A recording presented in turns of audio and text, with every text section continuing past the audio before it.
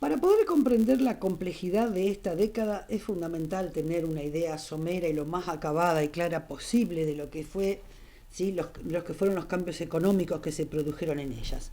Nosotros ofrecemos también en esta unidad, le solicitamos y le facilitamos el link de un documental en el cual se ve muy claramente los efectos de la crisis y el modelo que se intenta implementar para poder frenar los efectos de esta crisis.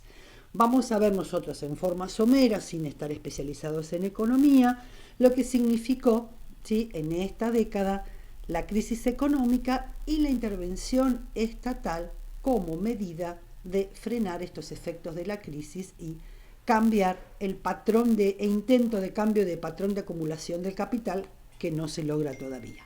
A ver, cambios económicos y políticos producidos en el país a partir de la crisis del 30. ¿Sí? Esta crisis produjo una profunda alteración en los moldes dentro de los cuales se venía desarrollando la actividad económica y el conjunto de la vida social. Estos cambios se expresaron tanto en el contexto general de América Latina, no fue solo para Argentina, y marcó el fin del ciclo del crecimiento hacia afuera, basado en exportaciones de productos agropecuarios e importación de productos manufacturados. Recordemos qué fue esto, ¿no? Desde su incorporación al mercado capitalista internacional, último cuarto del siglo XIX, ¿sí? Las economías de las sociedades latinoamericanas, particularmente para nosotros la Argentina, se especializaron en la producción y en la exportación de productos primarios. Recuerden, básicamente, granos y carne. Esta fue la base de un modelo de organización económica llamado de crecimiento hacia afuera, lo que vimos nosotros y estudiamos como la Argentina agroexportadora. Bien, este crecimiento hacia afuera se llamaba así porque la mayor parte de los ingresos que obtenían los capitalistas, los dueños del capital, eran en forma de ganancias, y los que obtenía el Estado Nacional en forma de impuestos estaban directamente relacionados con las exportaciones de materias primas y alimentos. Este modelo de organización de la economía, ¿sí?, que estaba orientado hacia afuera, se vio duramente afectado por la crisis económica mundial de 1930. ¿Qué pasó? Se derrumbó el comercio internacional. Este modelo económico que teníamos dependía totalmente de la compra de nuestros productos, ¿sí?, por los países extranjeros, particularmente y fundamentalmente Gran Bretaña. No solo hubo cambios en los montos y orígenes de los movimientos de capitales, es decir, nos compraban menos, ¿sí?, y quienes nos compraban, pero a la vez ponían el precio de lo que compraban. Las crisis de las políticas económicas liberales y la adopción de medidas autarquizantes e intervencionistas fueron una de las características centrales de esta economía. ¿Qué quiere decir esto? Que ante la falta de compra del exterior y ante la imposición del precio del exterior, lo que se producía en el país, y al no tener tanta salida hacia afuera, porque no nos compraban la misma cantidad, comienza a haber una sobreproducción. Cuando hay sobreproducción, y que se eleva la producción y es una oferta mayor a la demanda, ¿qué pasa? Cae el precio. ¿Sí? Entonces el derrumbe del comercio argentino es impresionante porque hay demasiados productos, no hay quien los compre a ese nivel y cae el valor de esos productos, o sea, que caen los precios. Otra característica de este periodo va a ser el traspaso definitivo de la hegemonía mundial de Gran Bretaña a Estados Unidos. Bien, este deterioro del comercio internacional se produce por lo que, vengo explicando, ¿no?, el volumen físico de las exportaciones y el valor de las mismas. Esto redujo la capacidad a la vez de importación, porque no se podía importar, porque no había capitales con los que importar. Importábamos, ¿qué cosa? Productos manufacturados. ¿Y qué importábamos también? Insumos para las incipientes actividades que se necesitaban hacer en el país. Entonces acá comienzan a haber medidas de intervención para proteger los precios, para proteger, ¿sí?, las pequeñas producciones, ¿sí? Y acá se genera una acción e intervención estatal. ¿Qué medidas, ¿sí?, tomó el gobierno de facto para poder paliar, para poder afrontar, para poder aminorar el efecto de esta crisis? ¿Sí? Que son todas medidas en términos de intervención, ¿sí?, del Estado. Reabrió una caja de conversión, ¿sí? Es decir, intervino en el valor de la moneda, pero lo tuvo que devaluar. Continuó pagando la deuda externa, pero para ello rebajó los sueldos a los empleados públicos. ¿Qué hizo? Lo llamado hoy tan comúnmente, ¿sí?, achique del Estado. Trató de proteger las ganancias de los empresarios productores, ¿sí?, porque los precios se habían venido abajo, los precios de los productos los fijaban en el extranjero, los países centrales aumentaban los precios de los productos industrializados que vendían a la Argentina, pero a la vez pagaban menos los precios de los productos que le compraban, ¿sí?, a la Argentina. Y además de eso, habían achicado la cantidad que le compraba. ¿Por qué? Porque ante la crisis internacional, Gran Bretaña, que era el principal comprador, sobre todo de carnes, había establecido que iba a priorizar la compra entre los países del Commonwealth, que era su comunidad económica. Muchos de los países de esa comunidad, Australia, Nueva Zelanda, producían lo mismo que la Argentina. Entonces dijeron, vamos a priorizar el comercio con ellos, salvo que a ustedes les podamos imponer condiciones, ¿sí?, extremas para ganancia nuestra. En esa situación estaba la Argentina. Entonces, en nuestro país, ante esa situación, se habían acumulado muchos productos que no se vendían. Esto generaba la baja de precios y pérdida para los empresarios. La Argentina reacciona creando las juntas reguladoras. Las juntas reguladoras por distintos productos, como por ejemplo la de carne y la de granos. ¿Qué hacían estas juntas? Junta Nacional de Granos, Junta Nacional de Carnes. Limitaban la producción, controlaban la comercialización y eliminaban el excedente de la cosecha y de la producción. Esto fue terrible también.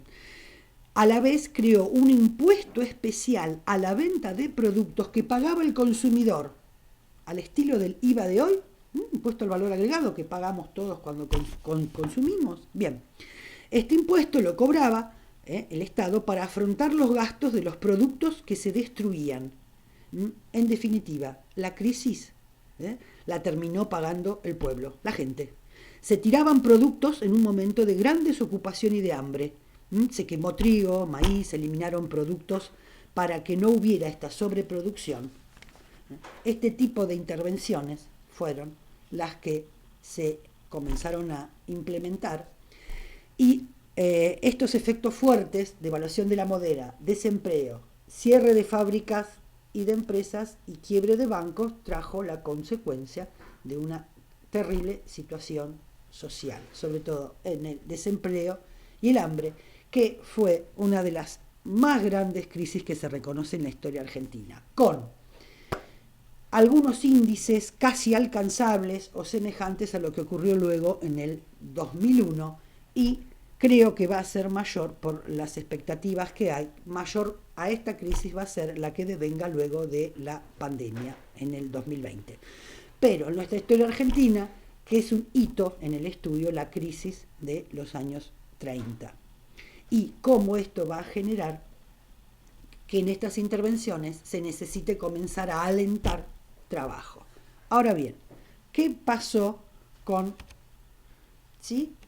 este proceso de sustitución de importaciones? El Estado comienza a incentivar la industria ante la dificultad de importar, porque ante la crisis internacional tampoco se producían fácilmente los productos que se importaban hasta ese momento. Esto va a generar, por un lado, la necesidad de hacerlos en nuestro país y va a haber un aliento hacia ellos. Va a dar como consecuencia ramas de crecimiento que corresponden a artículos de consumo directo, que a la vez van a demandar importación, pero de equipos y de algunas materias primas, lo que se llama insumo, para poder nosotros pasar a producirlos. Miren esta imagen, ¿no? Empleados de fábrica de calzado. Históricamente y anteriormente la Argentina producía cueros e importaba lo que se hacía con ese cuero, el producto ya hecho. Bueno, ahora lo que hay que importar son insumos necesarios para poder pasar del cuero al calzado, del cuero a la marroquinería, en fin, esto es como un ejemplo. El mayor rubro de crecimiento en este periodo fue el textil, y se la considera hasta la primera etapa de desarrollo industrial, liderada por el rubro textil junto con el de alimentos y el de bebidas. Esto se dio, insisto, porque muchos productos no llegaban desde el exterior, así que se asistió a esta necesidad de industrialización de acá. Si bien ya había habido, ¿sí?, un incipiente proceso de sustitución de importaciones, de industrialización por sustitución de importaciones en la década del 20, este periodo que va del 30 al 55 se lo considera realmente la primera etapa de industrialización por sustitución de importaciones en función de la notable expansión que tuvo, ¿sí?, a lo largo después de la década el sector industrial en esta etapa y por el rol protagónico que asumió el Estado en el desarrollo. Este proceso de industrialización no fue muy planificado, pero ante la situación internacional, la industria pasó a ser una actividad rentable. Entonces, surgieron industrias no solo apoyadas por el Estado en el país, también generaron situaciones beneficiosas para que empresas extranjeras se radicaran en el país y generaran industria. Y esto, ante la crisis de la producción del campo, genera un proceso social muy interesante para estudiarlo, que tiene que ver con la migración interna. El campo no es el lugar de gran actividad productiva, aunque nunca decae, pero tiene un fuerte éxodo, ¿sí?, de migración interna del campo a la ciudad. En la ciudad, sobre todo las ubicadas cercanas a los centros industriales que están ligados al puerto y a la salida de los productos, como para recibir los insumos, ahí están las fábricas, ¿sí?, las que pueden recibir los insumos del exterior y generar fábricas, como van a ser Buenos Aires y todo el cordón de Rosario, Santa Fe y un gran polo en Córdoba. Pero van a generar que esta migración se ubique y comience a generar, ¿sí?, los conurbanos industriales, las incipientes villas miserias, porque se ubicaron en asentamientos urbanos precarios, no preparados para recibir esta población, y el factor de la cuestión social comienza a ser de fuerte presión. Bueno, se produjo a la vez, les dije que venían capitales extranjeros que se ubicaban en la Argentina, que tenían cierto apoyo para que lo hicieran, pero a la vez hubo una derivación de capitales nacionales del agro a la industria, sumado el capital extranjero que venía e instalaba algunas fábricas, ¿sí?, fueron sumando este proceso de industrialización del país algunos rubros, como fueron los frigoríficos, usinas eléctricas, compañías de gas, cemento, armado de automotores, armado, es decir, se ensamblaban piezas, tabaco, galvanización del hierro, radiotelefonía, farmacias, y comenzaron a tener, ¿sí?, políticas proteccionistas del Estado. Esta etapa del proceso de industrialización, si bien se realizó sobre la base de una organización del trabajo relativamente simple, fue liderada, repetimos, por la industria textil y alimenticia, generó una etapa nueva del uso extensivo de mano de obra y vigencia del pleno empleo, que era una de las recetas o propuestas económicas a nivel internacional, como era la teoría de Keynes, que el Estado debía intervenir para poder frenar los efectos de los ciclos del capitalismo, debía intervenir generando el Estado empleo y generando una situación de pleno empleo, ¿sí?, la mayor cantidad de empleados posibles. Así se desarrollaron y se pusieron en práctica las medidas proteccionistas con esta fuerte intervención del Estado en la economía. Estas medidas, para cerrar la idea, ¿sí?, tendían a paliar la crisis, pero también tuvieron que ver con la protección del sector agropecuario para que no dejara de tener siempre sus beneficios. Bien, esta etapa sobre todo yo les recomiendo que esté acompañada con el video, ¿sí?, que está excelente, que les dejamos el link también en la página. Bueno, vamos a seguir ahora analizando las cuestiones más ideológicas y del espiritualismo y las educativas.